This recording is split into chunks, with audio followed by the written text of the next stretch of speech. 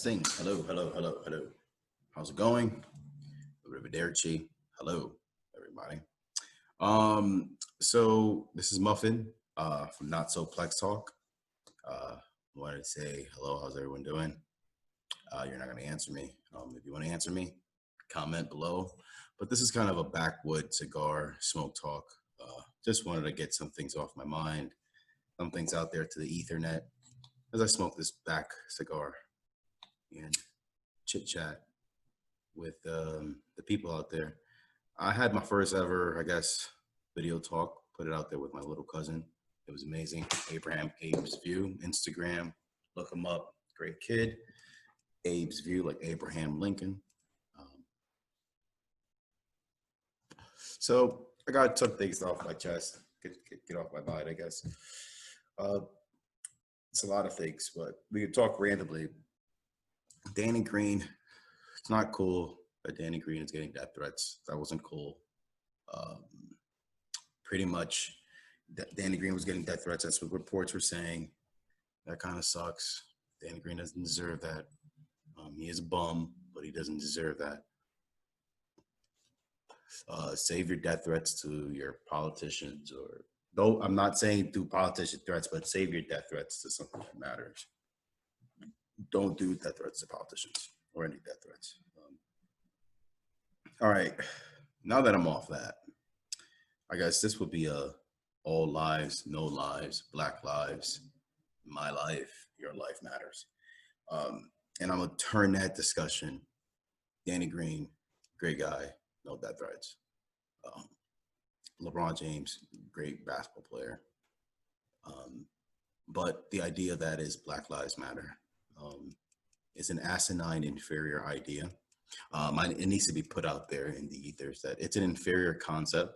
There's never been a nation or anybody who's like birthed civilization or a group of people that birth a civilization of being an inferior group of people and saying, hey, my life mattered. Now give me money and let me build a nation. If anything, that's a perplexing, weird idea, and it benefits private organizations or private people. It's just not a good thing, let's say. Because the reality of the matter is that no lives matter. There's no lives on this planet that matters.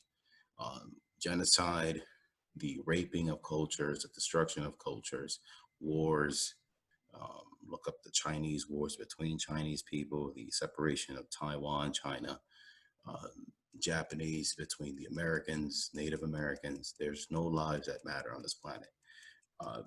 What happens is that a lot of colored folks tend to serve as batteries for the civilization or the societies that they're in, and they need their vote, and they're easy to manipulate. And a battery, what it does, it obviously powers up a mechanism. It helps power it up. So you need to control these entities in some weird way. Not saying that I'm actually not going to revert, so I'm going to stay with that. There's no lives that matter. So just on this planet, no lives matter. The ethos of that is saying that all lives do matter. But because you think that your Black lives matter over, like, that's not that racism doesn't really exist in this country per se. Like, it doesn't really hinder colored people compared to like the racism you'll see in a place like China, where some Black people aren't allowed in certain McDonald's, or like they have overt racism in China. Here in the States, there's no, you get a job, you get many things. You can there is no, in some sense, racism here. You can't fight feelings that people have because you're different. That's weird. But when it comes to established law that prevents capital from Blacks, like, it doesn't really exist. What there is, it's a system that's anti-human. That's what the capitalistic, or not capitalistic, the neoliberal capital model is. It's really anti-human, more pro-business.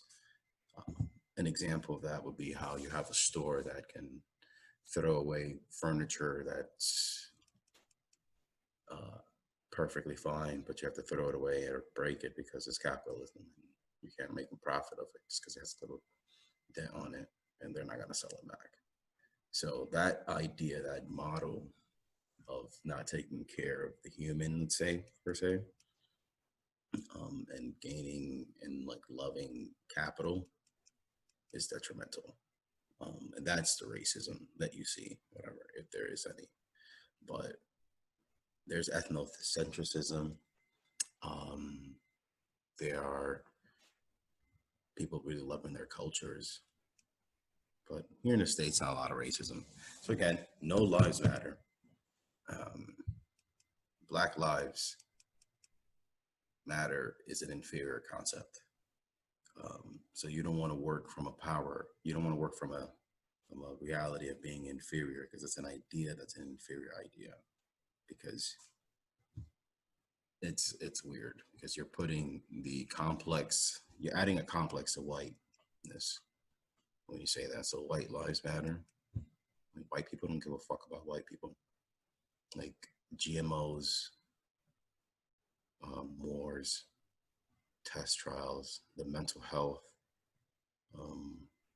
White people really don't like white people, and black people don't really even like each other. They don't like black people. Look at the history of Dominicans and Haitians. So again, if it sounds convoluted, it's because in theory, the entire Black Lives Matter situation, it is convoluted, and it's something to be ignored, and something to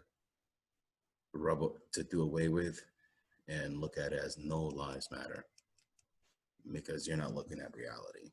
And the black people that are dealing in that, let's say, quarrel of, oh, there's no, my life matter, and like I'm a victim, like that's bullshit.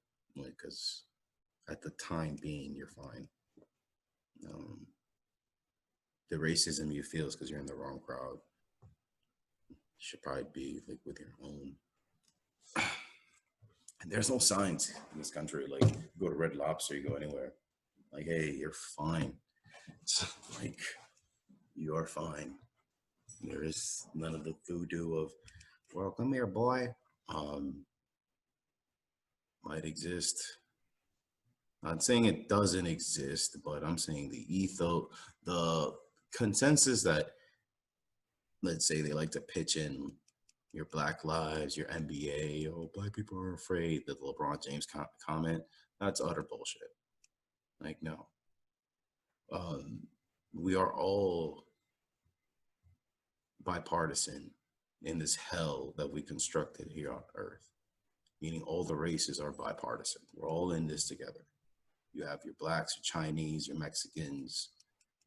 Even if we're looking at it through,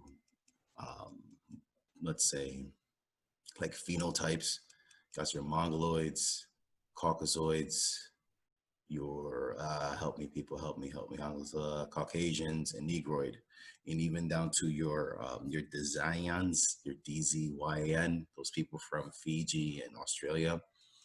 If you look at it like that, so that's, in theory, no lives matter. Remember, genetics is king.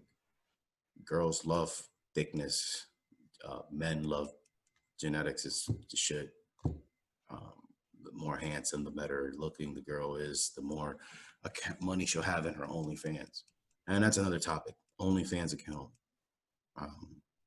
Are they ruining, or are they promoting prostitution at such a high level?